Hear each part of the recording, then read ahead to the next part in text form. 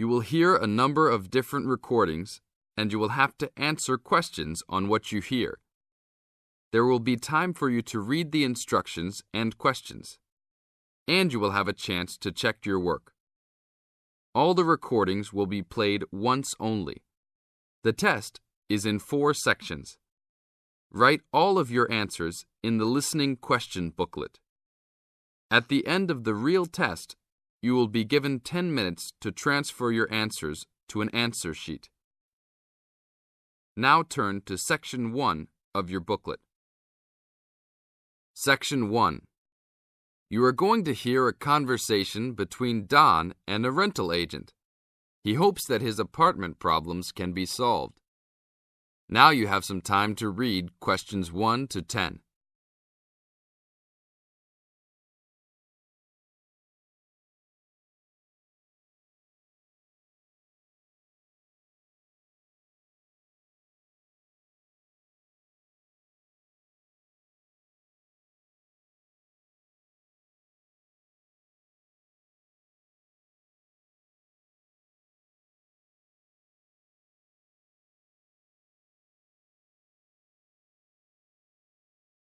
Now listen carefully and answer questions 1 to 10. Good morning. I am a rental agency. How can I help? Oh, hello. I'm ringing about some problems I'm having with my apartment. Yes, of course. If I can just get a few details first. What's your name? Don Chester. How do you spell that? Chester. Okay. And the address? Apartment 4, 18 Ruby Lane. Ruby Lane. And that's in Newbridge. Oh, yes, I know the one. Could I ask how long is the lease? It's for a year. And you moved in on? Last week, on 24th May. Good, thanks. Now, what are the problems you found?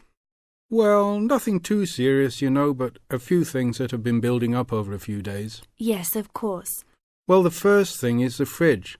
The seal on the door is decayed, and we have a small child and need to keep milk cool, so we need to get that done straight away. Okay, that's the fridge for immediate repair. And then there's a little problem with the gas water heater. Uh-huh. The switch is broken. Right. It's not serious and we can still use it. But if you can send somebody over in the next couple of weeks or so, that'd be great. Okay, I've got that. Then we're worried about the front windows. Are they broken? No, but there are no blinds on them. And with privacy these days. And when would you like those done? Oh, it's not really urgent. But there are only thin curtains on the windows, and people are walking past. Yes, we'll have those done for you by next week, don't worry. And then there's the front door lock. It's getting quite annoying. It often jams and we sometimes have to fiddle with it for minutes before we can get in the apartment. I'd really like to get that fixed up right away. That's no problem. And then the last thing is the shower curtain. It's torn. Oh, right. We can get a new one and have it to you in the next week, if that's all right with you. Yes, that's okay. Anything else? No, that's all. Okay, fine. What we'll do now is get someone over to you this afternoon if you're home. Well, I'll be out for a short while. Okay. Tell us your preferred times. Well, the best time is about 2 o'clock. I'd have to check that with him. And if he can't get there then, what would be your second preference? Oh, any time up to 6 p.m. would be fine. Okay, I've got that.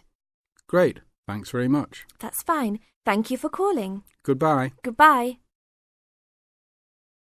This is the end of Section 1. Now you have half a minute to check your answers.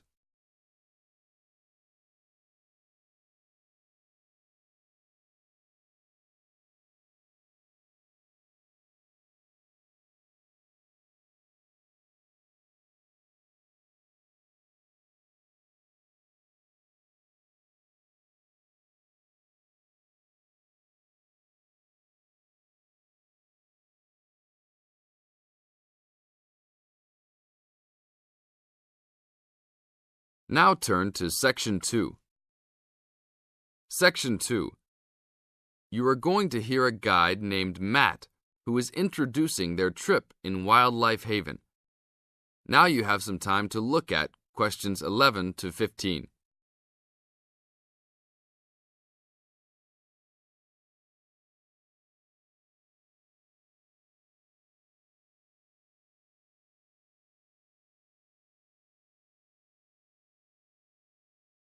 Now listen to the first part of the introduction carefully and answer questions 11 to 15.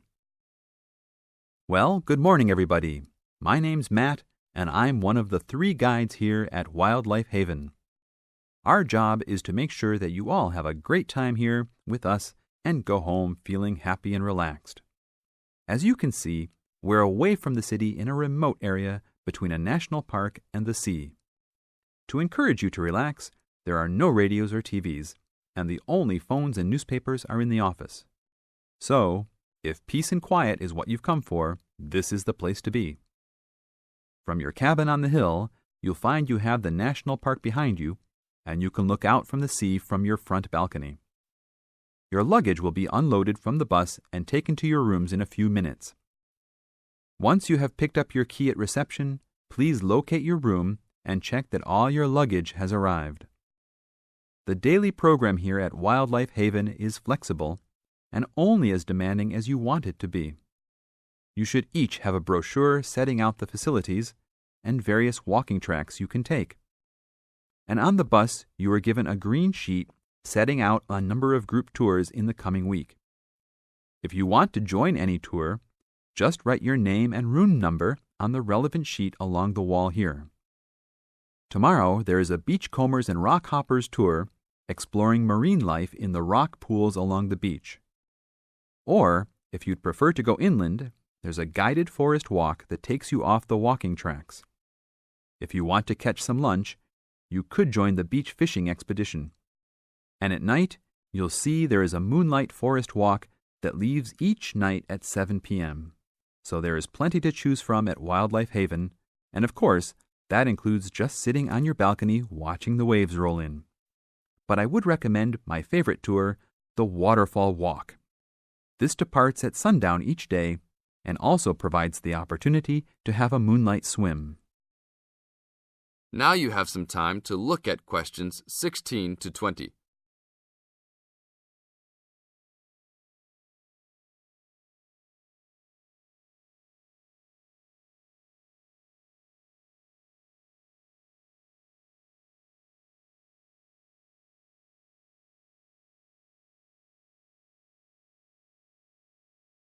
In the second part of the introduction, you are going to get some advice from Matt.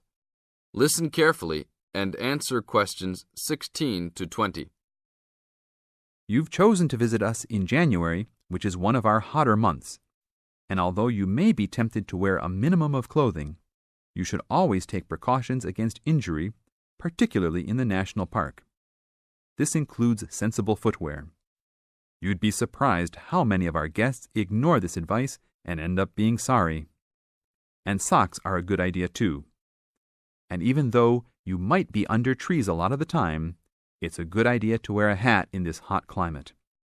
There's no need to be too concerned about walking in the national park, provided you use common sense.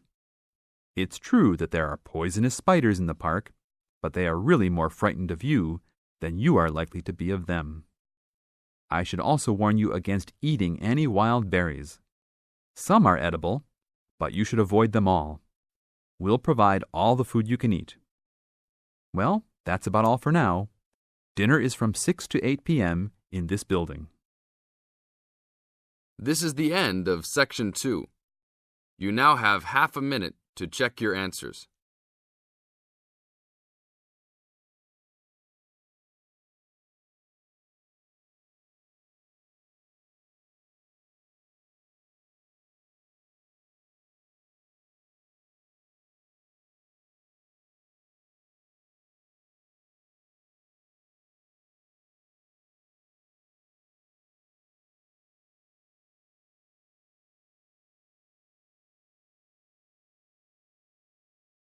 Now turn to Section 3. Section 3. You are going to hear a conversation between Bill and the counselor. You now have some time to look at questions 21 to 25.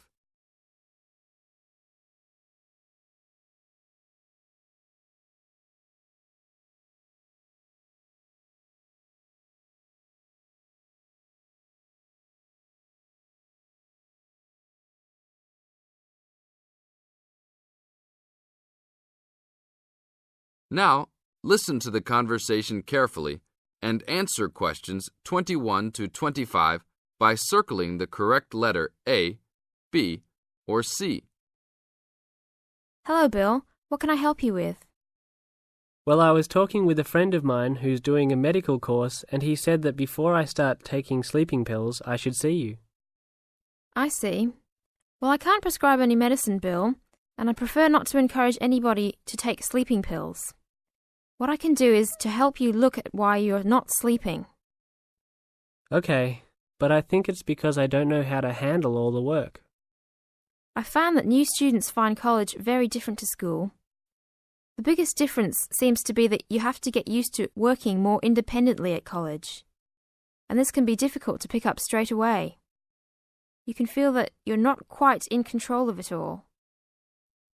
That's right. I mean, with only a few lectures and tutorials each week, it looks like an easy workload, but then you suddenly realize that there are assignments, tests, and exams. I know I'm not the only one. I really prefer to work quietly in the library where the resources are, but its hours just don't suit my work and sleep habits. Yes. Having a lot of time to manage and having to arrange to get everything done and still have time left over to relax and feel refreshed usually needs careful planning. Yeah, that's right. I know. But it's hard to get started.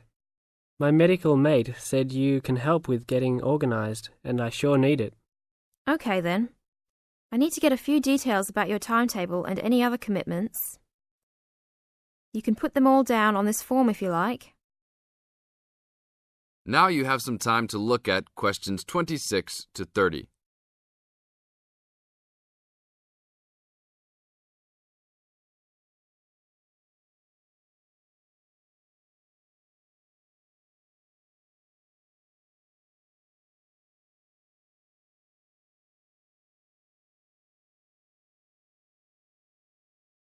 Listen to the second part of the conversation and answer questions 26 to 30 by completing the notes below.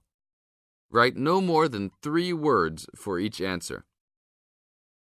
Now, Bill, what's your main concern? Well, what really gets me down at present is that the exams are coming up and I don't feel confident. I know you've spent a lot of time preparing, so let's look at the actual exam itself. No matter how much preparation you do, it doesn't really count if you don't plan how you will time yourself to ensure you get to answer all the questions. Usually there will be some guide on the exam paper that will tell you the relative importance of each question, its contribution to your total mark. I see. So if I feel organized at the start, I can be more confident. Exactly.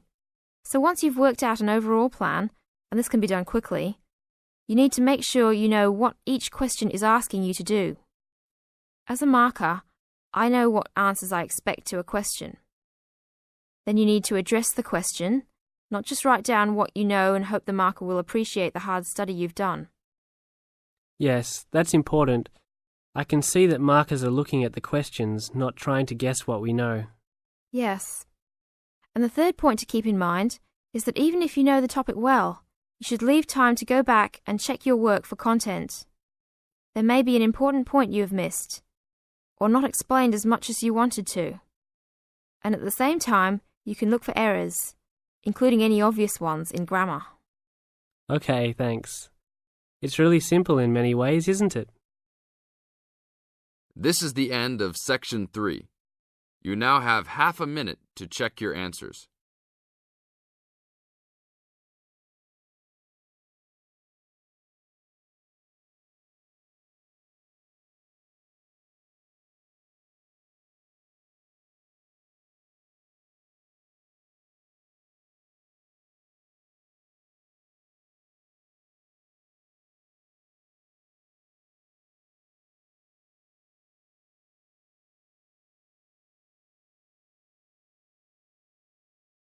Now turn to Section 4. Section 4. You are going to hear a talk given by Jim Allen. He is going to share some of his findings of his research. Now you have some time to look at questions 31 to 40.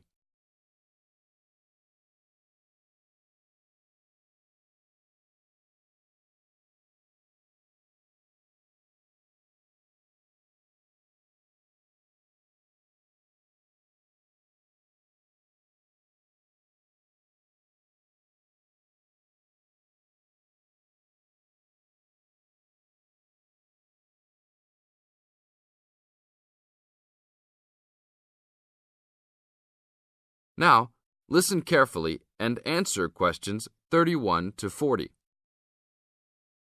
Good morning. Today we'll be hearing from Jim Allen, who will be sharing some of the findings of his research project from last term. Jim. Thanks.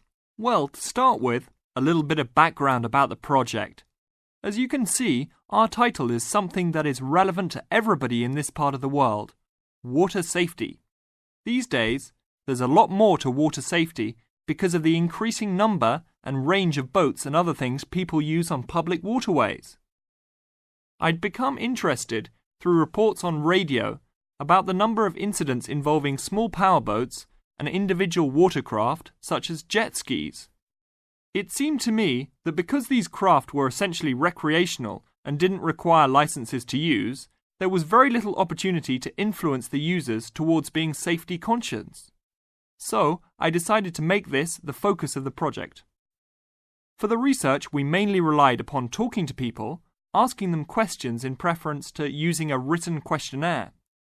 We interviewed a wide range of people at a number of popular swimming locations over 2 consecutive weekends and asked them what they'd observed or experienced themselves. The respondents were both male and female, but the men were just slightly in the majority. We were pleased with their willingness to talk about the subject, and all told, interviewed 145 people over the 2 weekends. So, what were the findings? As you can see, 86% of people reported having had some type of problem. A surprisingly large percentage, 27%, commented that they had found it necessary to shout at an offending powerboat, but the main type of problem was the deafening sound that some of the boats made. On occasions, this led to swimmers deciding to move to another location. So what strategies did people adopt to ensure their own comfort and safety? Let's have a look at the figures. First, it was noticeable that there were often distinctly different answers between men and women. It was mainly the women, for example, who said they should try to choose places where boats couldn't go, whereas it was usually the men who said you shouldn't have to move if you were there first, so you should shout at them if necessary. Both men and, it was women who said you should call the authorities if the situation gets too dangerous or the powerboat drivers are acting irresponsibly. Then, I had thought it would be mainly women, but both sexes made the point that above all, it's important to get children away from any possible danger. Men were very aware that jet skis could be unpredictable in inexperienced hands.